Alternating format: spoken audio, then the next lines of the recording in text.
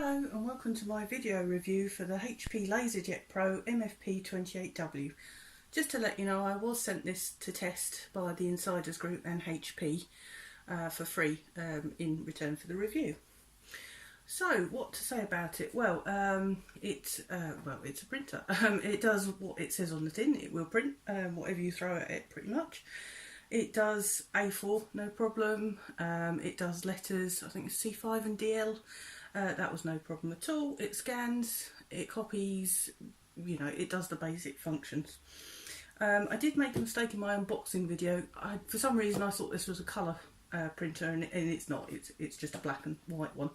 Hence why I only got a black and white toner. So what to say about it? Well, it is certainly compact. That's what they were going for. Yeah, no problem there. It's nice and small. It'll fit next to your computer, no problem. It's not really going to get in your way. It's quite light. Not that you really carry these around a lot, but it's not going to hurt your back if you do have to. The printing itself is quite fast. It's quiet, but most LaserJets do tend to be quieter than inkjets, but it is nice and quiet. And the sort of resolution on pictures, there's much better clarity than on inkjets. But again, that does tend to be true for most LaserJet printers.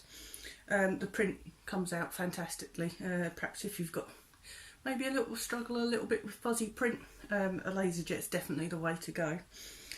So that is the positives. Unfortunately with this printer, I did try and give it a fair crack of the whip. But the more I used it, the less I liked it.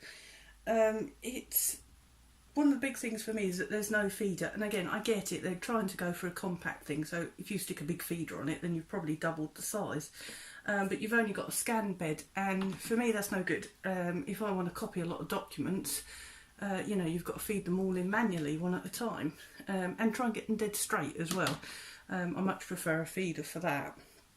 Although this does do double-sided printing, which is great, again, because there's no feeder and it's only a small printer, you have to manually do it. So you have to let it print out the one side and then turn everything over and get it to run through again, which again, I'm not that impressed with. Again, I do understand they're trying to save on space, so that's why they've not included that. Otherwise, again, it'd probably be about 2 or 3 times the size. I did like that because it's set up as almost completely wireless. I mean, you've got very little buttons on the front display, although you can run copying from the front, which is good. You don't have to use a computer or the app.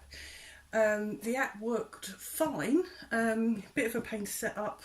You had to install the HP Smart and then install the print server, but not the end of the world. But what was annoying is that you then couldn't activate two-sided printing. It's completely greyed out, so you can't do that at all from the app, only from a computer. So that annoyed me immensely, actually.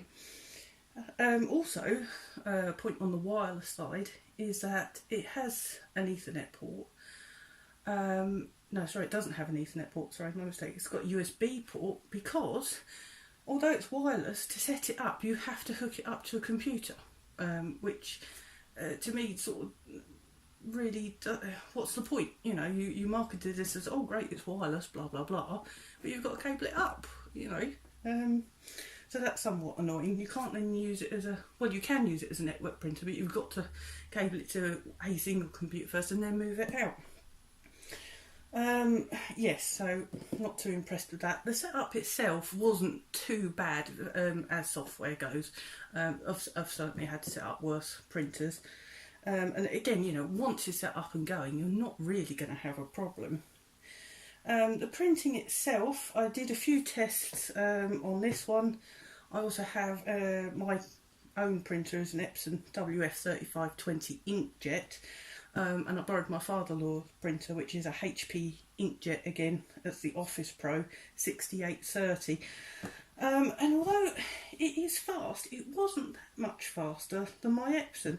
This did it's from cold to like standby, sending a command wirelessly over the app. I think this printed out a document in about 14 seconds. Both sort of cold and warm, so where I'd already used it and then reprinted something.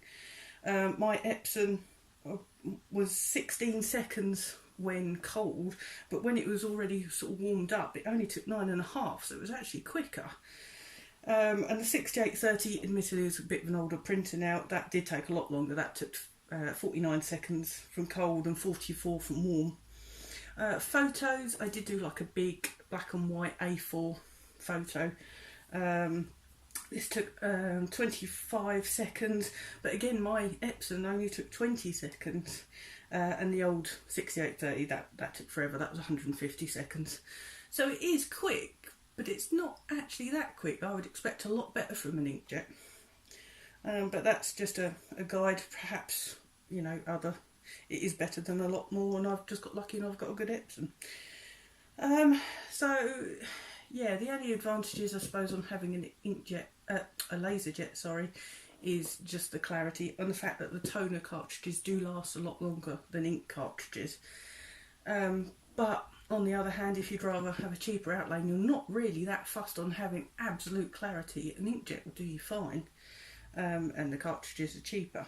You do have to be a bit careful with toner when you take them out. They can spill absolutely everywhere. It's a real mess to clear up. But by the by, I didn't use this one in the end. I was still running a demo one. You were meant to, for the trial, use it for 2 weeks and then swap over, but I disliked the printer that much. I just thought it's going to be a waste. I'd rather just send it back and you know, not waste the extra paper. But cost, just thinking cost, the printer itself can cost between £80 and £120 depending on where you go.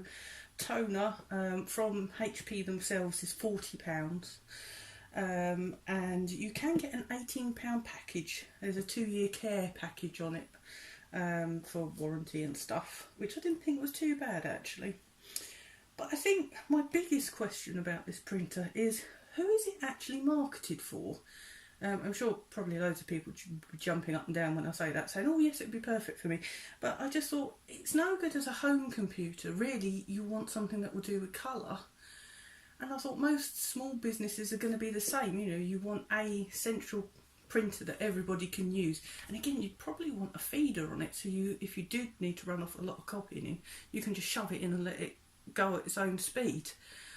And if you're using... if you're a bigger company, you know, a bigger office, chances are you're going to have the really big machines, you know, or even rent them. So I'm a bit stuck. The only thing I could think this really could be used for with the quick printing and stuff is if you were doing a lot of sort of invoices, you know, things that just needed black and white, or you had letter-headed printer paper you could put in. But apart from that, I was a bit stuck, which is a shame. It's like a very nice concept, but I just don't think it was that practical. But that is about it, really. I'm just thinking if there's anything else to say. No, nothing else I can think of. So yes, sorry, 28W, but I think you'll be sent back. Yeah, my advice: either get a colour LaserJet, or get a big inkjet. So thank you for bearing with me on this video, and hopefully I'll see you again soon. Thank you, bye.